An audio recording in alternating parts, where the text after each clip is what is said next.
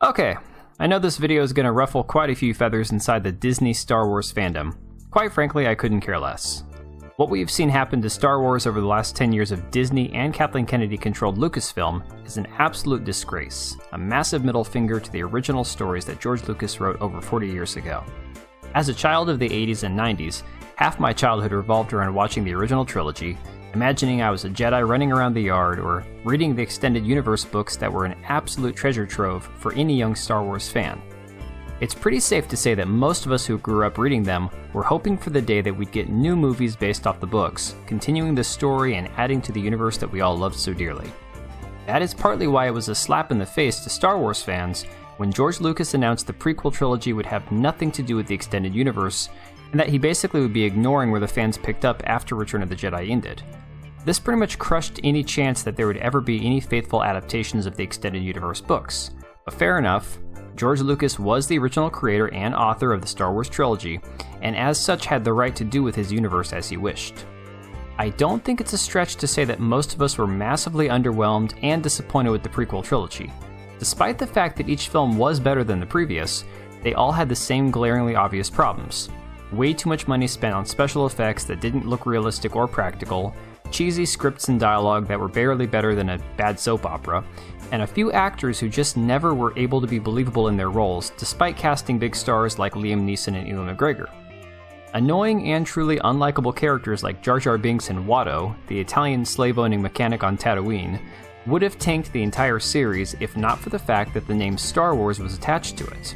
At that time, there was no way that people weren't going to go see the next movie in line, no matter how bad The Phantom Menace or Attack of the Clones were. We were finally getting new Star Wars films, and despite their lack of quality, they were technically Star Wars. Fast forward to 2012, with the acquisition of Lucasfilm by Disney for about $4 billion. Now, I don't fault George for taking this massive payout for his life's work, especially given that his stated reasons for doing such was he was afraid that he would not be alive long enough to complete a new trilogy. Yet here we are, 11 years later, and George is still kicking. Not only could he have made a trilogy in that amount of time, if he truly desired to do so, but he has lived long enough to see his entire life's work shit on and bastardized by the same company that is trying to reimagine and modernize every single classic bit of animation and storytelling that they have made over the last 60 years. Along with this, he has had to endure the reign of Kathleen Kennedy as president of Lucasfilm, something that never should have been allowed to happen when he was transferring power to Disney. Alas, George was either ignorant or indifferent to Kennedy's motives when she worked for him, and now we are all paying the price for it. Despite promises by CEO Bob Iger to follow the blueprint that George Lucas had started for a sequel trilogy, Disney-owned Lucasfilm completely shut down the Star Wars creator out of the creative process. The Disney sequel trilogy, while technically making money at the box office, is so disliked and hated by most people that they can't even sell toys or merchandise, something Star Wars has never failed to do in the past. Add into that the other spin-off films like the dreadful Solo story, and the surprisingly decent but insignificant Rogue One, and I think it's safe to say that Star Wars as a franchise is in uncharted territory. Never before has Star Wars reached the level of fatigue and indifference from the fans that it's currently at. If you don't believe me, just look at the reports coming out about viewership numbers for Season 3 of The Mandalorian. Season 2 ended on a very high note, with Luke Skywalker showing up to save the day and whisking Grogu away to train him as a Jedi Knight. This plot twist kept the fool's hope alive that maybe Jon Favreau and Dave Filoni would still find a way to use the Veil of the Force and Grogu to erase the sequel trilogy. This rumor has since been dispelled, but it almost doesn't matter. Since the Season 2 finale, Jon and Dave have not been able to recapture the magic that they helped cultivate in Seasons 1 and 2. So what changed? Well, for starters, there was a huge hiatus between the end of Season 2 and the beginning of Season 3, with a couple middling shows like Book of Boba Fett and Obi-Wan jammed in to try and fill the void. Obi-Wan was very controversial, with fans split over its destruction of lore and its disrespect towards its title character. The Book of Boba Fett was an absolute shit show, salvaged only by 2 episodes of Season 3 of The Mandalorian that were pasted into the middle of the season. Obviously, what we saw in the Book of Boba Fett was the best 2 episodes of The Mandalorian Season 3, because what we've seen since has been nothing but a disaster.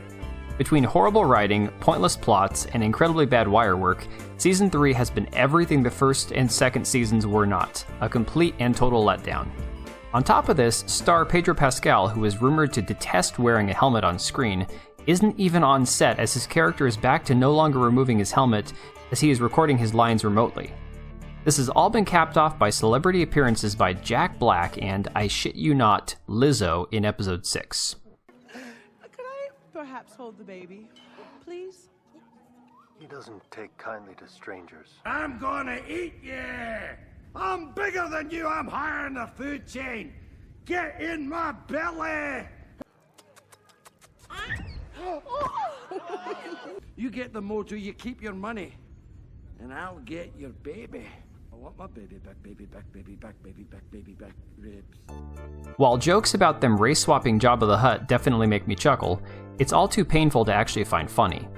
On top of this all, they have yet again pulled a bait and switch, with Bo-Katan becoming the star of the show, while the Mandalorian Din Djarin is playing second fiddle to his female superior. Now the showrunners are confirming that the Mandalorian will no longer focus on its title character, but instead pivot to include all the Mandalorians. Well, surely this must all be the work of the evil mastermind behind the scenes, Kathleen Kennedy, right? Well, unfortunately, the rumors of a civil war behind the scenes and suspicion that Jon Favreau was trying to save Star Wars from Kathleen Kennedy and Disney are quickly losing any validity. He has recently come out and said that there is no outside influence from Lucasfilm or Disney that is affecting his decisions while making the show. So unfortunately, this supposed savior of Star Wars also seems to be contributing to its downfall. While I do believe that they might have started off with good intentions to try and honor George Lucas's legacy, the fact of the matter is that any and all blame for this piss-poor direction that Disney Plus's premiere show has taken falls squarely at the feet of Jon Favreau and Dave Filoni. And with the recent news from the Star Wars Celebration that Disney is going to continue making new films featuring Daisy Ridley as Rey Palpatine, the last hope that anything would ever change is now over. So where does that leave us? Unfortunately, if you're like me, and you're sick and tired of seeing the abuse that Star Wars has suffered at the hands of so many fools, it means that Star Wars is as good as dead. Rumors have been circulating for a while that Jon Favreau was on the verge of walking away from Star Wars for good due to the interference of Kathleen Kennedy during the Book of Boba Fett.